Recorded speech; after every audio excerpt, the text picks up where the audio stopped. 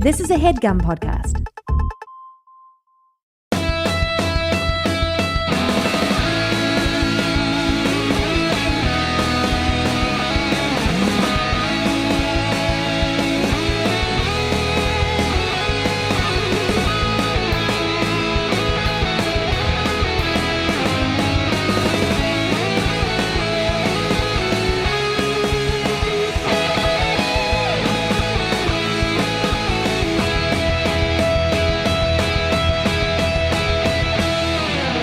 Welcome, ladies and gentlemen, to MELR0210, and please remain indoors. This is the We Hate Movies quarantine show that we are doing to pass the time for both us and for you to recap Andrew and my favorite shows, one and one. I'm more of a Beverly Hills 90210 guy, which runs on Mondays, but today is Thursday, and so today we're talking about Melrose Place, the sexier of the two shows.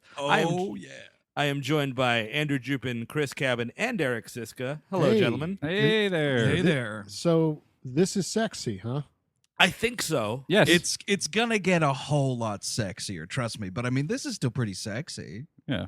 Steve likes the sexy kids. Andrew likes the sexy adults. That's not That's interesting. It's an necessarily interesting true. split down the middle. Steve only likes them when they're sweating about homework. I get Listen, Are you in school?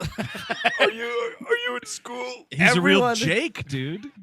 Dude, Jake, we got to get into Jake. But everyone on both of these shows are well into their 30s, so I don't want to fucking hear shit about shit. Absolutely. Yeah, no, that's true. I'm looking at you right now, Jenny Garth. So yeah, the pilot of this, I think this is there was some, not a backdoor pilot, but Jake was a character in 90210. I think this is their senior year, like the third season is my understanding of it. I think the math checks out. Yeah, Yes. he's like Dylan's buddy Yeah. who attends Kelly's mom's wedding, I think. Dylan. Well, I think he comes in as like a house cleaner or a house, I think he's Builder. a builder, like a carpenter, kind of a real Harrison Ford type. Oh. And like he's just sexy, and then like Kelly's like, who's that? And this is my recollection of having only seen that a little while ago. When did David hit the sprout? Oh, he 'Cause shot that's up, dude. amazing. Yes. It is weird having gone from Brian Austin Green in Pilot Part 1, which we released on Monday, to this where, yeah, Cabin, it's like 2 years later. He looks like a grown adult now. He got the super serum, the Captain America juice. Uh-huh. Also known as puberty. Well, he's also dressing way more like a 90210 kid at this point. Well, I think Scott is dead, and he's able to just really spread his wings a little bit. He's Hey, finally I- freed himself from Scott. I'm Tommy Lee Jones here to bring you Steve Rogers to inject you with the puberty vial. He's getting ready. He's got his best friend Bucky Sanders. Yeah. It's kind of weird. Like, so the weird thing is, like, the pilot doesn't need the 90210 kids, and it actually kind of stops dead every time they show up. Yeah, and I should say that I came into this in like the third season, so some of the early goings here I'm not too familiar with. As a matter of fact, I didn't even know that this was a Beverly Hills 90210 spinoff until like last week. Yeah, my experience with this show is a little bit like I watched it a little bit with my 90210ing as a kid or as a youth, and then fell off, and then me and my wife picked it up after our 90210 rewatch ended. Again, once Luke Perry left the show, so did we, and we also just fell off this too. We did like 3 or 4 seasons, and then we just got tired of all these people. I just Yeah, remember, well, it's understandable.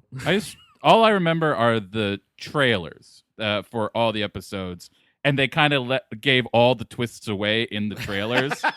Oh yeah. I was just like, because I know I remember watching episodes here and there, but like all I remember is like towards third, fourth season, Marsha Cross becomes like the main villain, sort of. Yes. Oh well, dude, she fucking blows up the apartment complex. Yeah, Whoa, it's incredible. I was about to say, what kind of fucking twist could this show have? Is someone a secret ghost or something? But there's buildings blowing up? Oh It yeah, gets she totally wild. blows up the building. There's no paranormal shit, Eric, but there is a lot of like, you know, oh, so and so's got a secret relative, or like this person's, you know, secretly sleeping with that person. Yeah, And I mean, we need to remember here, this is not peak television, ladies and gentlemen. These are two nighttime primetime soap operas that we're talking about on the show. I've never seen it. I've never seen this show, so this is my first episode. What was your impression? It's fine. I mean, Yeah. I'm hoping for the sex appeal. I'm hoping for the explosions, and I mean, I enjoyed all like the interstitial shots of the high waisted jeans and stuff, and I'm warming up to it. I'll tell you, I mean, some of the most enjoyable parts of watching this pilot was just like it all came flooding back, all of the like those 90s interstitials, Eric, all of the bad music video, people walking around LA looking like shit, the signs look like garbage, and it's all amazing. It's so 90s. Becker also did this. Yeah, with like the hip sort of like, this is the city. Yeah, exactly. But I mean, that's where the comparisons between Melrose Place and Becker end, I believe. Becker is a sexy show. Of course. And sex in that little coffee shop. The fucking thing about this show, yes, is that it is so like everybody is so fucking horny. Yeah, at all times. I don't see how this ends in any way that isn't society. Like it just doesn't make sense to me. I think Aaron Spelling in real life had a society happen. Oh, he got shunted a couple times, dude. Yeah, I think he's the king. I do think we need to be the one thing this show doesn't do, which you kind of almost have to, specifically with a, what do you call it there? Like when you're not doing a high school show, is like, how old is everybody? Because like, especially how old is our good friend Jake, who's dating Kelly at this point?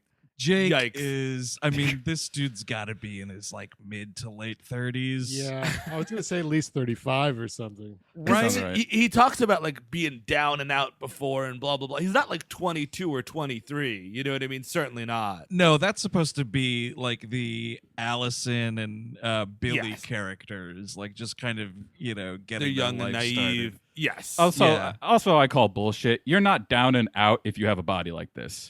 Yes, exactly. You at least got that going for you. I need to see more of the rib cage if you've been down and out. Like you could be like skinny, but he's built.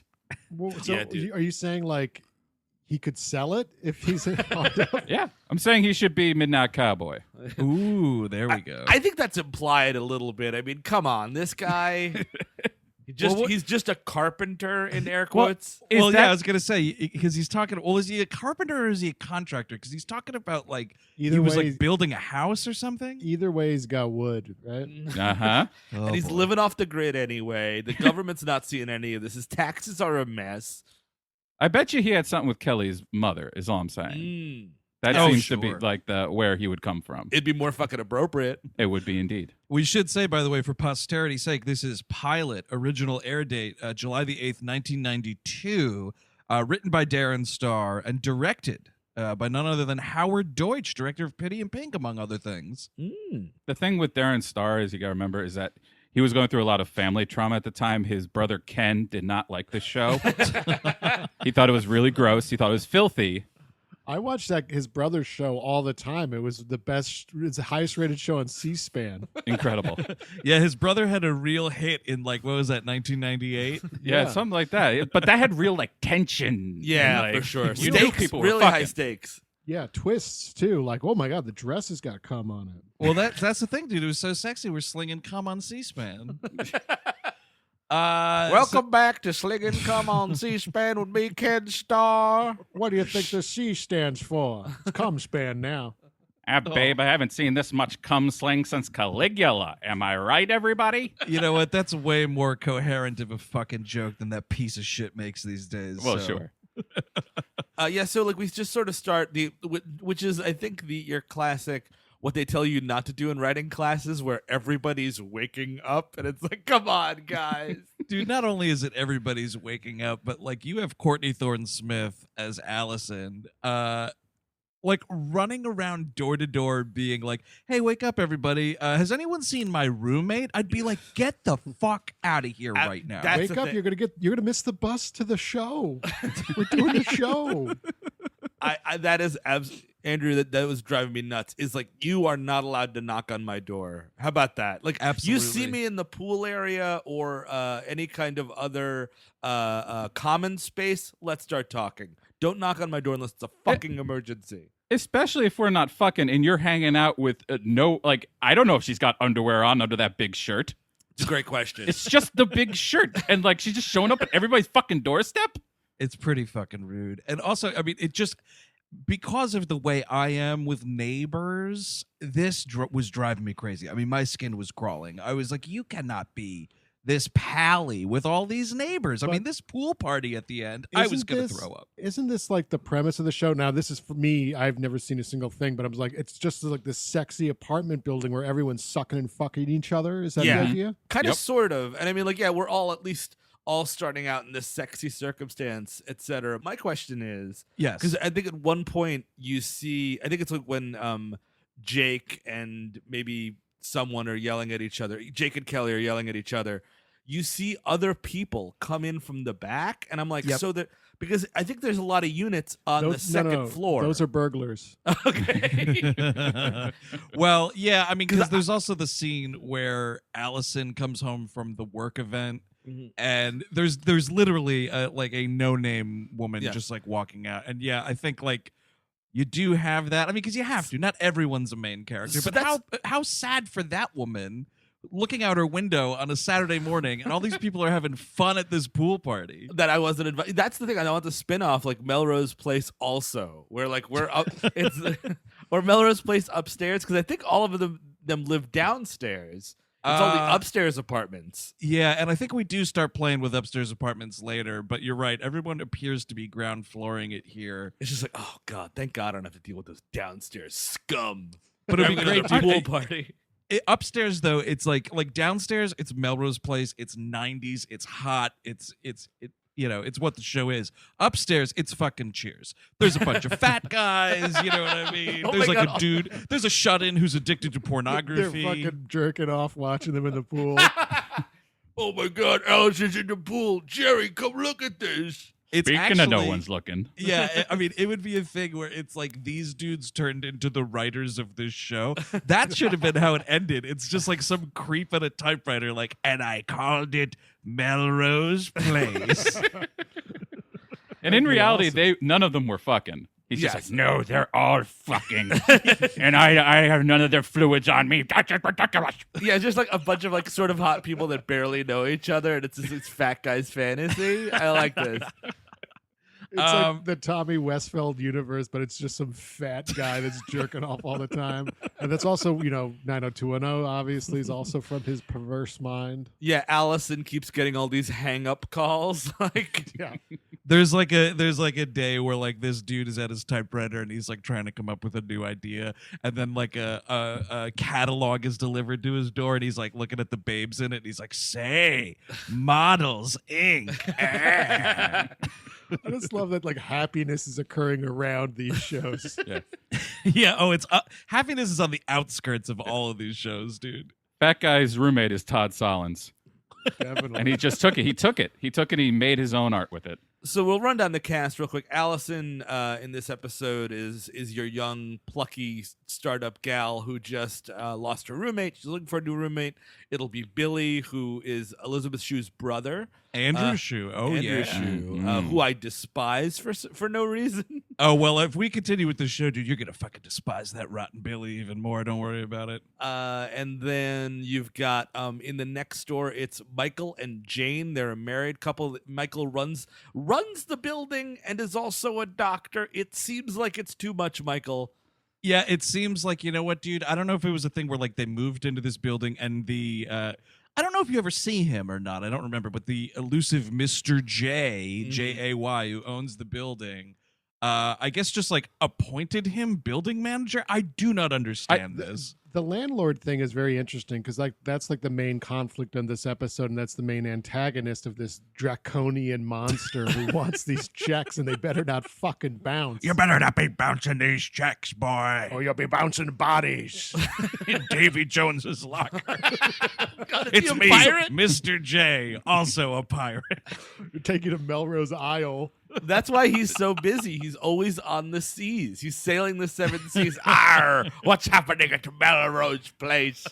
I can't be having bounced checks. Michael, I'm on shore leave. Give up the doubloons.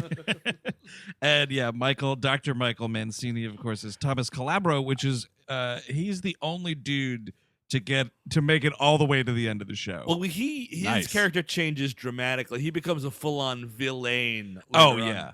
Oh yeah, Really? Yeah, because he's like fucking over Jane. It turns into the poor Jane show for a long time, which you kind of get here a little bit because she just wants to fuck and he's just really busy. And she's got this bowl haircut, and who could have her with it? I don't know. It's working. I don't get to say this often, but he has a place that's too small for this job. Yeah. Way too small. Like, I get you were managing this place, and maybe you put your shitty brother in the little like manager's cabin that you have, but like you have a house. You're a doctor and you're managing a building. You have a house. And it's also weird though because they make reference to it in this episode very briefly during there's a breakfast in bed scene at the end of it, but like they've recently moved there recently-ish for Michael's doctor job. So I don't understand. Like, was this managing thing like a beer money gig? It's a great question. I know like a resident isn't making like quote unquote doctor money, but like it's a livable wage, and also Jane's got a job too. Like you guys are okay to not have to like. He should be fixing sinks after he's fucking cutting people up. Exactly. No, and these hours that he's working, like that's the other thing. Is he the super? Because there is also an unnamed, barely seen person who's seen cleaning the pool twice in this episode. So I don't know if that's like outside help or if that guy's the super. That's just a creep. He just like takes all the detritus from the pool and puts it in a glass and drinks it. Dude, it's all these sexy people. He likes them. I actually, dude, funny enough, Steve, I read on the Tribune Trivia, and I don't know if this is to be believed, but apparently when this series ended, people from the crew bottled some of the water from the pool and sold it on eBay, gentlemen. It's like I'm taking a bath with all my favorite babes from the show. I can taste their filth. It's amazing. Oh my God. This is either a pube of Courtney Thorne Smith or a chest hair of Grant Show. Either way, it's working for me. Oh my God, I'm drinking Rhonda. By the way, Courtney Thorne Smith, who would go on to portray Jim Belushi's wife in According to Jim. She is one of the worst actresses of her generation. I'll just say right now. Do you really think she's that bad? I do. Have you seen Chairman of the Board with Carrot Top? She's in that. I haven't. She's pretty fun in summer school, though. Way back in 1987. I forgot she was even in that. I just don't get picking her out. They're all terrible. It's They're like all not saying good. this piece of shit is so much worse than all these other pieces of shit. I mean, again, we have to remember we're doing soap opera acting here, gentlemen. Sure. That's true. So rounding out the cast, we've got Matt, who lives, it looks like in a single. It's very coy in this pilot, but he is the gay character. And good on this show for having a gay character in the mid-90s. Absolutely. I remember, I said off the air that I'm pretty sure that Matt was like the first gay character on a television show that I was watching. Yeah, for sure. And I have that. I'm sure there were other characters, that I saw over the years and don't remember. But him specifically, I remember being like, "Oh, a gay character on a TV show. That's interesting." It's kind of half and half. Like it's cool that he exists, but he is like pretty much a gay priest throughout this entire show. Like he talks about like maybe I'll have a boyfriend at some point, but it never really happens. You know what I mean? Because everyone's so uncomfortable with it. Yeah, not everyone. I don't think Matt Fielding was getting a lot of sexy time scenes. The actor is Doug Savant, who also went on to be on Desperate Housewives for a fashion. Wow, that's like the successor to all these kind of shows. It was another one of these kind of things. Yeah, like a primetime soap opera kind of show. He's the one I remember seeing a lot after this. Yeah. Or I guess compared to all the other ones. Where, well, like, you saw him in Godzilla. And just in general, like in bad TV shows, bad movies. I just saw him everywhere, and I was like, oh, so he's the one who survived. Oh, you know what he's in, actually? He's not the main character. Damn it. He's in previous episode Trick or Treat. Oh, wow. Yeah, he's the bully. He's the big bully. Oh, Oh, interesting. I was hoping he was the nerdlinger. He's Nah. also in a previous episode, Teen Wolf. He's like the good-looking guy that like looks like he can actually play basketball that never gets the basketball. Oh, really? Oh, Yes. that's fun. And Poor then- bastard. And then rounding it out is Rhonda, who is an aerobics instructor, and I don't know what this other character's name is. Well, so we have Rhonda. Sandra, you mean? Sandra, yes. Yeah. So Rhonda is Vanessa Williams from Candyman. Funny enough. Oh. Yeah. And then don't stay attached to Rhonda and Sandy. Oh, really? Rhonda is this season and done. I don't know if Sandy made it much longer, but yeah. Rhonda was my favorite part of this episode because of the date she goes on to. We'll get to it, but Yeah. I really enjoyed Rhonda's whole story in this. And then Sandra. Yeah, Sandra's like the Southern belle who's trying to be an actress. It's this fucking cat on a hot tin roof bullshit. It's You so can bad. keep It reminds me of the episode of Seinfeld where Jerry's dating that woman with a similar accent and wants to Yes. be an actor. At the end of the episode, she's like, "You shouldn't mess with somebody from South Carolina," and I'm like, "Lady, don't." Don't break your neck tripping over that accent. Jake is just walking around with crutches everywhere. That's right. You shouldn't mess with Lindsey Graham. Yeah. So and then there's Jake, obviously, who's played by Grant Show, who's got a hunky career. He'll pop up and stuff. I was trying to think. Yeah, I guess. Oh, he's kind of. You know what Grant Show is, by the way? Grant Show is the glue that holds this all together because he also appears as Jake in the Models Inc. pilot. Oh, of course. So, it's really the Grant Showiverse, I feel, is Oh, I like this. what we need to be calling it. Apparently, he was on that fucking Dynasty reboot, too. Which This makes dude a ton of loves sense. primetime soap operas. Absolutely. We kind of just, Allison's whole thing is like, oh my God, my roommate left. What am I going to do? I owe the rent right now. And I this guess is she a left- shit ass. Like, the pilot starts with this unseen person slinking out of the apartment, like in the middle of the night and getting in a cab. And I guess she did it on like the 28th too, because it's really like It's so the rent fucking is due. Well, that's not really why Allison's pissed. I think Allison's pissed because Natalie took her Spider-Man jacket. Oh, dude, this jacket's insane. It's a Spider-Man logo. I don't get the fuck. Oh, what this unseen roommate is wearing? The back of she has a jacket on and these crazy cowboy boots, and the back of the jacket is the actual like Spider-Man logo. See, I didn't see that, and you already mentioned exactly why, Chris Kevin, because I was so zeroed in on those cowboy boots, man. Well, sure. Oh my God. They look wonderful. Yeah, so it's weird though, because this is, I mean, I guess you got to start these shows somehow, these like, big sort of group cast kind of shows. But in this episode, at least, and the show does not continue this way, obviously, but like Allison is kind of the vessel for how we're sort of learning everything about, the goings on at the Melrose Place complex. But right away, pretty much, we are introduced. Here they come, man, all in one car. Fucking Jenny Garth, Brian Austin Green, and Tori Spelling are all like ready to go in this episode. I just feel like, Tori Spelling had to do it because thank God she has any kind of career because of her dad. Yeah. And then I feel like Brian Austin Green was like, well, no, I'm not doing Melrose Place. Like, if you look at your contract subsection paragraph 8, you will appear in at least 3 spin-offs. Absolutely. Yeah. Your Aaron Spelling has gotten so much better over the years, Steve. I don't get to say this often. Well, just imagine Satan, but just a little less baritone. And so so Allison's roommate search is the thing. We find out, by the way, she's going to work and she's writing the listing for the roommate like while she's behind the wheel. Very dangerous. But one detail there that seemed pretty insane, and I get it, everybody. It's 1992. $400 a month. So for $800, Yeah. you can have an apartment in Melrose Place, a 2-bedroom apartment. They do say the word cheap. It's a cheap apartment, they say, which is fair. It's so fucking funny, though. I mean, like, Yes. yeah, okay. Yeah, before texting and driving, there was people would like write letters while they drove their car. Exactly. My dearest Annabelle, I am stuck in traffic on the 409. 409 is what we call the front. But yeah, I mean, and also you'll notice Billy gets to come in, no credit check whatsoever, dude. No, Oh, absolutely not. No, it's because he's not on the lease, man. It's Yeah. just like, fuck, I need somebody. I look at that Get in guy here. and I say guarantor or bust. Oh, absolutely, dude. So we meet a shitty coworker of Allison's, played by the dude who was Bub in Day of the Dead, the smart zombie.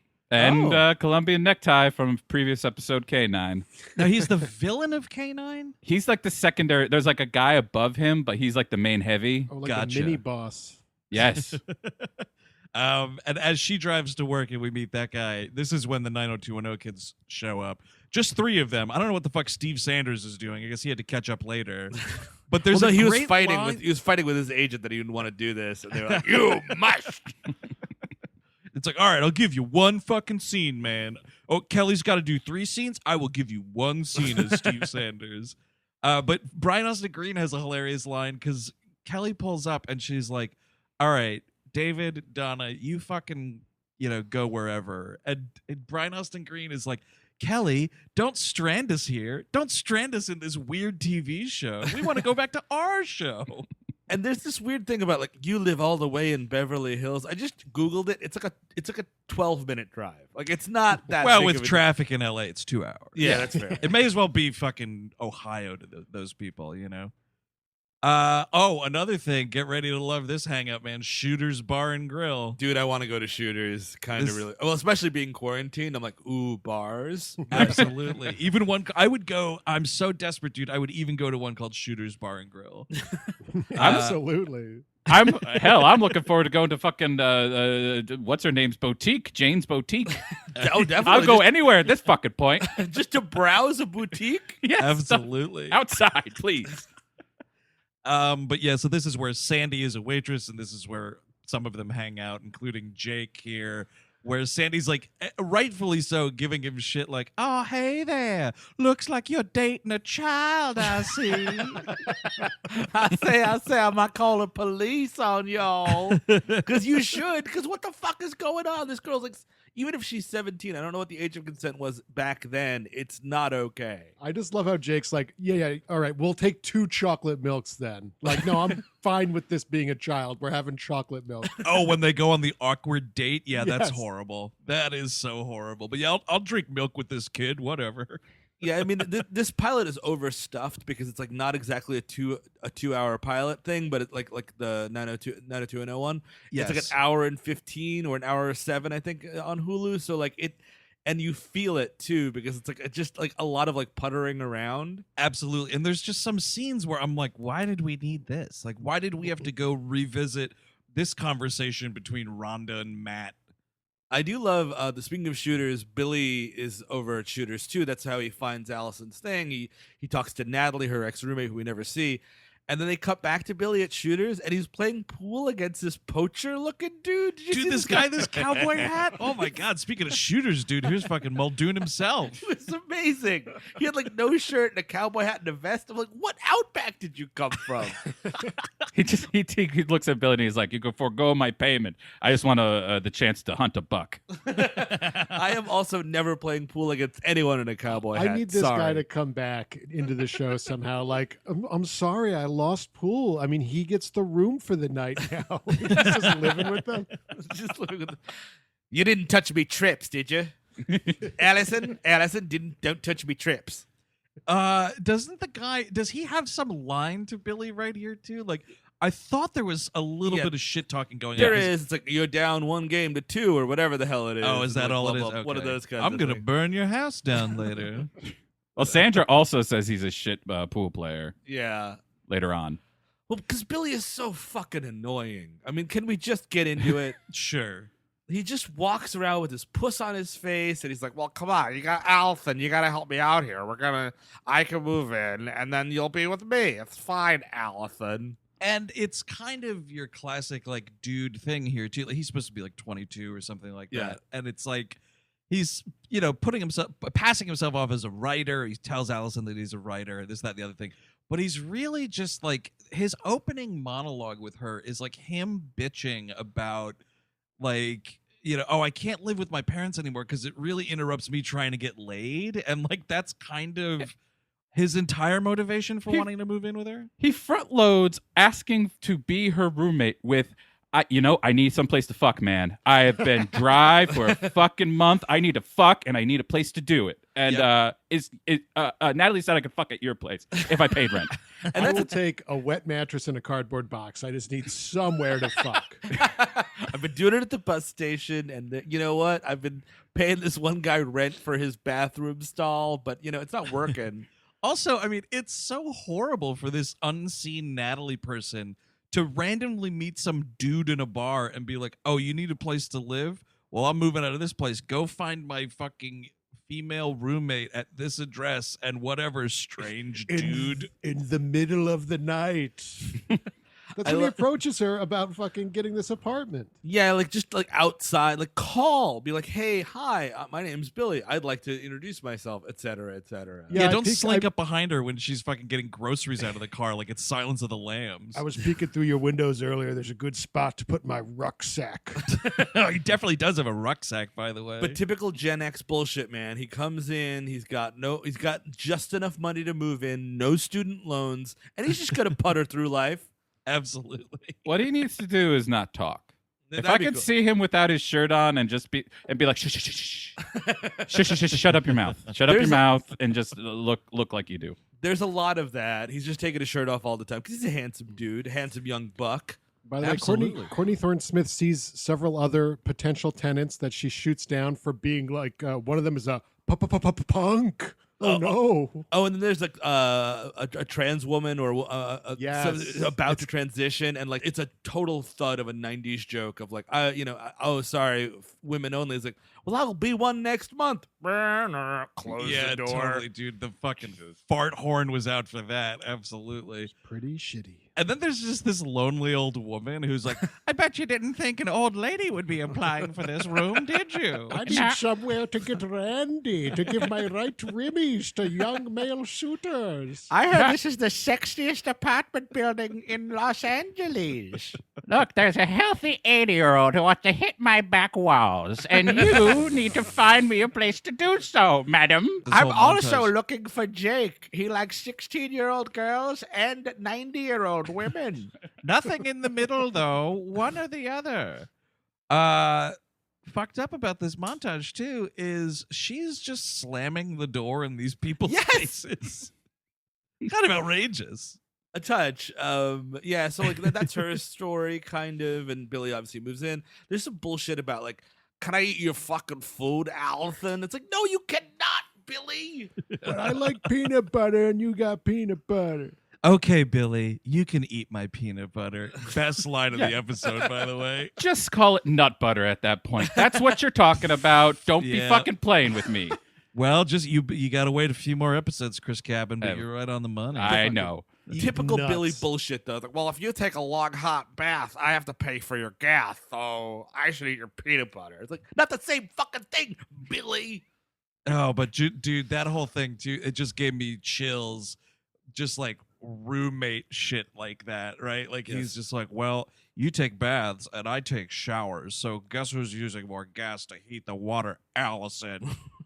And I'm just like, oh God, those fucking fights with shit like that. I do roommates. say I will take a moment to shout out to anyone who's dealing with roommate nonsense right now, because that must be not very good. Oh man, yeah, I can't even imagine. If you have a roommate who is like the tipper, who is like, well, I actually only had one of the chicken wings. Yeah. That's, you got to kick him out. Even at this time, just kick him out on the street. Absolutely. There is never a time, pandemic or no, to be divvying up who ate what of an appetizer when the bill comes. Absolutely. Yeah, so we can talk about Rhonda, who goes on this date, which is pretty great. She's an aerobics instructor. Dude, at Rhonda's workout. Yeah, I know. It was very which I just actually rewatched this weekend, Killer Workout. Oh, you rewatched Killer Workout? Yeah, man. Hey Steve, does it hold up? It does. It's pretty excellent. But this was the backbone of the economy back when this show came out, was aerobics instructors. They were everywhere, apparently. Oh my God, can you imagine in Los Angeles you'd be cleaning up? Jean-Claude Van Damme played a hero aerobics instructor in Double true. Impact, for crying out loud. Yeah. Oh, that's point. totally Episode. right. So yeah, I love this whole thing. She's teaching a class. There's a dude there who's kind of checking her out. They have a little bit of a flirtation. After the class, one of the single creepiest things I've ever seen on broadcast television. This dude Daniel is coming over to hit on her, and she's like, "Oh, looks like you could, use a towel yourself or whatever," and tosses him a towel so he can wipe off after the class. And this dude immediately starts huffing this thing. And he's like, "You smell good." I love his mustache and I love his flat top. Two things I'm very into for Daniel. I also love Daniel's earring that you get when they go out on a date later, too. Not seen in this workout scene. When The date, by the way, is the best part of this episode. When Yeah. Daniel is doing aerobics, there is a close up on the woman in front of him's backside that is too hard for Brazzers. It's really obscene, and like they hold it for a minute there. You get a good 10 seconds. If you were asking yourselves why someone who was like 12 or 13 when they started watching this show continued watching this show, it's because shit like that is peppered throughout. So it's not just like the sexy scenes or whatever. This is a sleazy fucking show. I know, it's like a Georgia O'Keeffe painting in here. So after this dude really snorts this towel good, for some reason Rhonda still agrees to go on this date, and we could just continue with Rhonda's thread. Yes, yeah. I love it. Eric, you love the date so much, please. Well, they're on the date, and it seems like, oh, this might be a good connection. They seem to have similar sensibilities and stuff. But then suddenly he's all like, "You got influence. You could sell my pills, my crazy pills, to your class." Sorry, I hit Dude, the microphone. He's I can fucking sell selling Alex Jones vitamins. You got a great reach, Allison. Now what you do is you sell your students these brain flex pills, and they'll be able to do all kinds of things. Catch him in bed with Rhonda. Yep, I am Alex Jones. As you know, I'm also a Gen Xer, so here I am on Melrose Place. Welcome to Genocide Gym. This is Daniel. Excuse me, Courtney Thorne-Smith. Yeah, I'd like to apply for the roommate position. Do you got a room I can go in and deny the Holocaust? Now, I only have one rule, being your roommate, Allison, is that every Thursday I'm going to have a group of people coming over. I met them on internet message boards. We're going to make up a big thing of chili and, talk about the Oklahoma City bombing. Yep, I am never going to touch your peanut butter, Allison. I never touch the stuff, but you may not look at my chili. I will be shirtless, though. yes. Pretty regularly, I'll be shirtless. Allison, I will not touch your peanut butter, but you better believe, girl, I will be taking pictures of your underwear drawer. Gen Xer Alex Jones, how's it going? There's going to be a pool party for everyone who has read the Turner Diaries. It's going to get pretty sexy. It might get a little Illuminati, if you know what I mean. Now, folks, these are extra rare pogs, and this is a specialty slammer made from the bones of Henry Kissinger's father, and it is super. I'm gonna give this away for $200,000. You remember the Knights Templar? They're back in pog form. Yeah, so she doesn't have a great date, and that's a kind of her a bust. And yeah, like There's a great line, though. I'm sorry. There's a great line. Daniel fucking puts the nail in the coffin on this date when he goes, like, she is basically like, "Hey, man, I can't fucking hawk your vitamins." And he goes, "Oh, okay. You didn't want dessert, did you?" Yes. Oh! It is insane. I still cannot get over the fact that this whole date was a ruse to try to get her to push vitamins to her students. I have to admit, Eric, I did not see that coming. I mean, once fucking Huffington over there starts, I don't know. I think I was like, yeah, this is a scumbag. He's gonna do something scummy. Folks, if a dude fucking smells your towel, don't go to the Luna Lounge on a date with him or wherever they go. But I think it's fairly inappropriate for her to go on any date with any student. You know what I mean? Like, especially just a guy dropping into the class. You know what I mean? Oh, students. It's a fucking workout class, everybody. Let's relax. Students. I guess that's Come on. All right, I guess that's fair. The sort of the thing that it doesn't need to happen, and it keeps winding its way through this episode, is Kelly just continuing to, she's like the mom who won't let the kid onto the school bus. It's like, let your kid go to school. This is their own show now. This is Melrose Place. Please get out of here. But she just keeps coming back like, oh, Jake, what's the status of our relationship? I haven't seen you since my mom's wedding. It's a lot of like, will they, won't they? It's pretty clear that they won't. You know what I mean? So like, what are we even bothering with? Can I ask you something about this? Please. Do you know how far her and this guy got before this happened? It's been a while since I've seen whatever that season was, which I guess is season 3. It's probably, it sounds like it's part of the beach parts of the seasons, because they would always start in like the late summer, and they would be like a couple of weeks of like them hanging out on the beach before school. It sounds like that. So that's what this, because Jake does have a line. I think this is supposed to be in summer right now, because he's like, I have to have a job, Kelly. I can't be hanging around the beach in Beverly Hills, or what do you say, the beach club, Beverly Hills Beach Club all day or whatever. I'm going to take this as a full home run, Chris. Yeah, and I mean, like, again, this guy needs to go to jail. He's not a hero to me. Like, you want to be he seems like a cad, like he had something going on with Sandy for a bit, it's like, oh, all these women go into Jake's place because he's so sexy, he's got a motorcycle. Yeah, but he can't be fucking 17-year-old girls or 16-year-old girls specifically. Well, I don't know. What was the age of consent when this show came out for the state of California? 15 exactly. No. There you go, Steve. I'm kidding.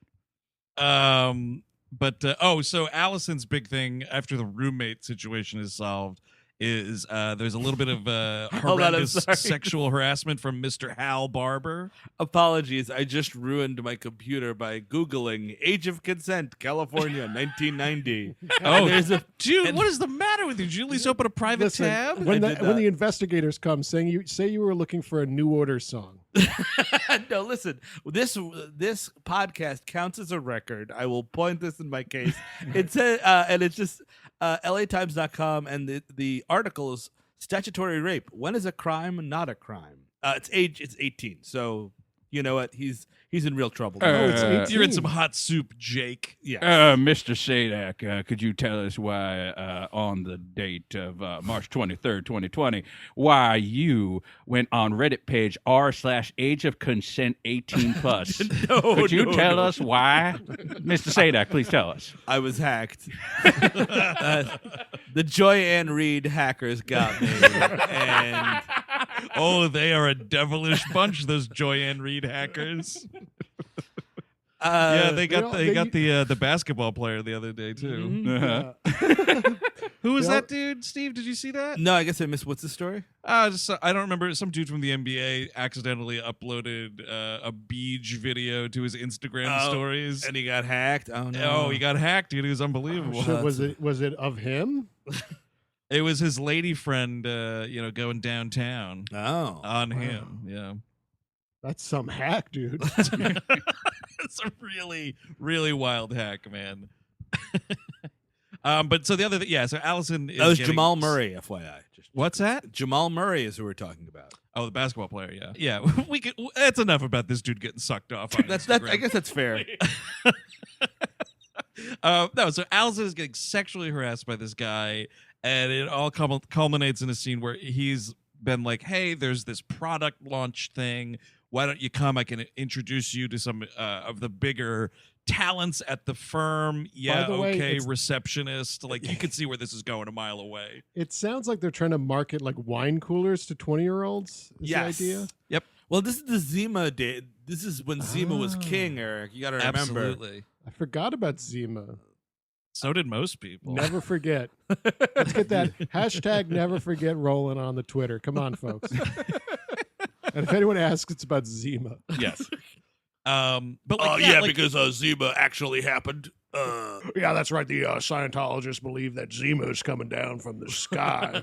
No, wait, it's what? Oh, I've been mispronouncing what?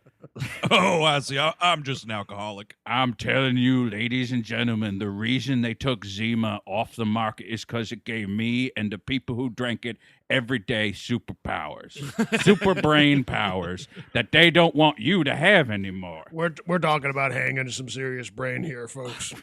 I actually just learned a few days ago that apparently in Japan, maybe some other places, Zima never went anywhere. It is actually still as popular today as it was in 1992. I'm going to have to order a crate. Yeah, I was about to say I'd book a flight if it was legally allowed anymore. But this scene with Allison at the party with this guy is one of those scenes where I was like, you could have just cut to her like Yes. coming home that night, which is the main thrust of the scene, because this dude barges his way in. He's trying to be, I introduced you to all these people. Now I should get a little something. Real sexual harassment scumbag shit.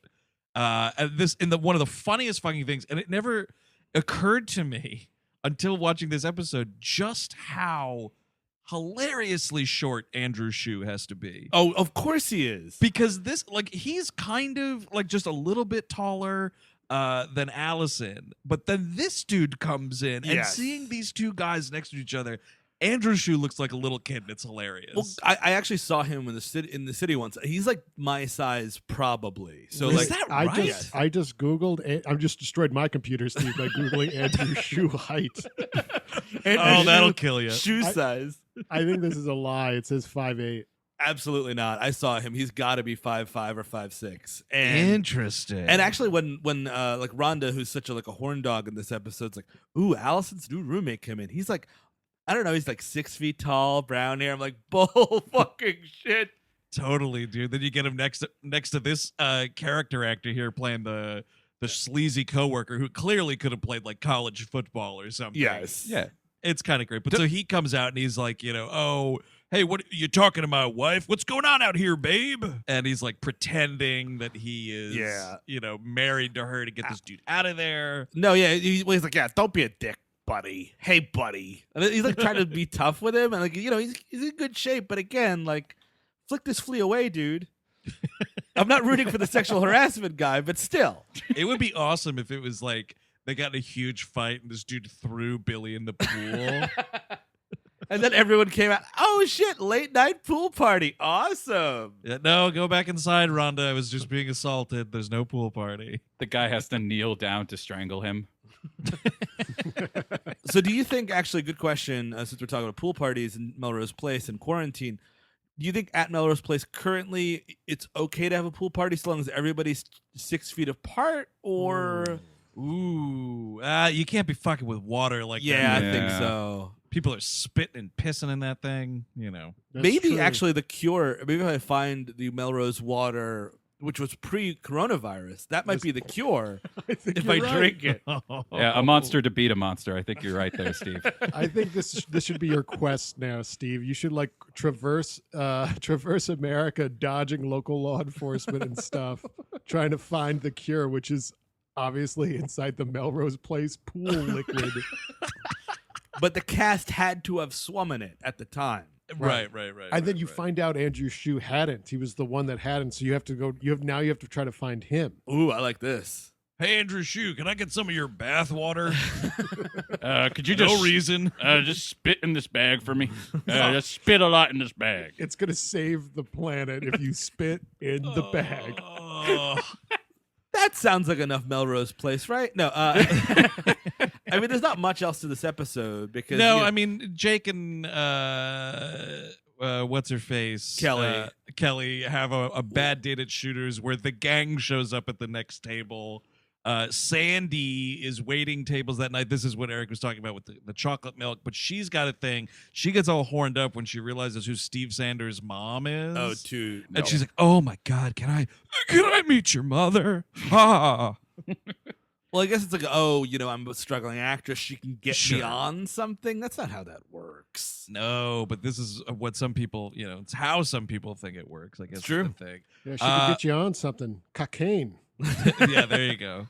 But Jake and Kelly have a big fight outside of Shooters. And dude, this is one of my favorite music cues is Jake gets on this motorcycle and the fucking guitar riff that takes us to the commercial break. Well done. Oh my God, it's so fucking great. My favorite scene that we haven't talked about yet is the so Billy, of course, because he's a piece of shit, bounced his check to the thing, and in the middle of what looked like a hornapalooza, Michael has to come over and tell them about the bounce check. But the next morning is the thing I want to talk about. Ruby, the wife, is in the pool, and Allison comes out, And Ruby's just like, you just fucked up my whole night last night. You just fucked it all up. But she's saying it all like passive aggressively. Yes, totally. She's just like, oh, it was really bad that he had to leave. He was really upset. You're like, I didn't get any top last night, you motherfucker. Like, Yes. Jesus. Also, Kevin, what do you call this woman? Is it Ruby? It's The Jane. the character's name is Jane. It's Jane? Okay. I've been calling her Ruby. I've been calling her Ruby. I don't know. I really want to know where you got Ruby from, though. That's my Because her question. performance shines like a gem. There you go. Eric's got Oh, it. Eric that's- understands. Yeah, That's that's on the excellent work. poster. That's kind of Jane's MO, if I remember this right. It's just she's like a deflated tire all the time. Like, oh well, it's fine, I guess. Beep Ugh. beep. Yeah, I mean, pretty much. I mean, but you just get to just wait there, dude, because I believe at some point Michael gets it on with her sister, and Oh, dude, man, it's sparks pretty insane. fly. Sparks fly. I'm already getting feelings that Michael is like coming back a little later than when he gets out of the Yeah, hospital. Sure, yeah. There's a lot of that, and you know what? Michael is a total scumbag. So yes, I believe all of that. Yeah, so we end the episode with a big old pool party with some chicken fighting. That's kind of fun, right? I thought it would be like a great way to end the pilot. You get one of these like know nothing characters, like one of the extras from upstairs, and they're like, "Oh, cool, a chicken fight," and they like slip on the concrete and break their neck. And then Mr. K comes out and he's like, "No running in the pool, arr!" And then he takes the body to feed to Davy Jones's locker and all the fish down there. That's Or But yeah, it's this another weird, person like- gets in the pool after everyone else is, like from upstairs, and everyone just kind of quietly leaves. Like, no, sorry, this is a downstairs pool party. Oh my, they're all going inside to fuck. I should write this down. I got to start drilling holes in the floor so I could take a peek. I mean, it's kind of nuts. Like Billy drags out this disgusting looking grill that he has, and he's like, "Yeah, it was in my parents' basement." And you're like, okay. And so he's like grilling up burgers. They have this big chicken fight. We are falling in the pool with our clothes on. Oh, and it's yeah. like this really kind of like upbeat way to end a Melrose Place episode. You don't get too many more of these, I have to say. Yeah, the show's almost wholesome in this first episode. It's steamy, but like it gets really like just full on like backstabby and blah blah blah later on. Yeah, it really kind of amps up as we go along. But yeah, we end with this chicken fight, and man, I guess I'm just on the lookout for cleanliness more than usual these days. But you see in this final shot with everybody falling in the pool, Andrew's shoe, Billy drops this spatula like on the ground, and I was like, "You better get another one before you serve those burgers to your new friends, buddy. You got to get out of here with that shit." You can't waste the filth. This is special filth. You don't understand. This could save the world one day. Exactly, it's the cure, Andrew. You don't know. You just don't know. That's true. I mean, true. everyone's cautious about germs right now, but we don't know if maybe overloading so many germs together would help fight COVID. Right, we got to give COVID Three Stooges syndrome. Exactly. But that is the pilot of Melrose Place. Yeah, I don't know. We end with the credit that I think is the greatest credit of all, this Tim Truman, writer of that excellent theme song. No, you just did the Beverly Hills 90210 theme song. It's almost the same song, but it's kind of backwards almost. Dude, that's what they did. Tim Truman was like, "I got an idea." See, there goes da da da da da da da da, and ours goes da da da da da da da. Clearly two different songs. It's very, very similar. Yeah, Yeah, but so yeah, that's your Melrose Place for this week. We're gonna pile on to episode 2. On Monday, you will hear part 2 of the pilot of Beverly Hills 90210. And as just a little teaser, also next week's Melrose Place does continue with our friends from West Beverly High. God Ooh. damn it. Yeah, but then it's done, Kevin. I promise you. Then it's done. If you're looking for more We Hate Movies content, you can check everything out at whmpodcast.com. A ton of content there, of over 400 episodes, and a ton on patreon.com as well. Patreon.com/We Hate Movies. Thank you for Right. doing that now, properly. may I quickly add that this show eventually has Heather Locklear, and if Ooh. you want to hear more TV recaps of Heather Locklear shows, check out Hooked on TJ Hooker. Me and friend of Yeah. the show Ben Worcester Excellent. talk about ancient artifact that is TJ Hooker, the William Shatner cop show, and you can find it on tjhookerpodcast.com. Absolutely. And that's, you want to do that because Eric is an old hand at talking about Heather Locklear at this point. That's true. I mean, you have so much time right now. This pandemic's going to last eternity. So check out all these old shows, 90210, Melrose Place, TJ Hooker. Become an older person instantly. That's a grim place to end it, Eric, but it's a good one. So thank you all for listening. We'll see you next week on the Prime feed, on the Patreon feed as well. So please remain indoors. I'm Steven Sadak. Andrew Jupin. Eric Siska. Chris Gavin. Take it easy.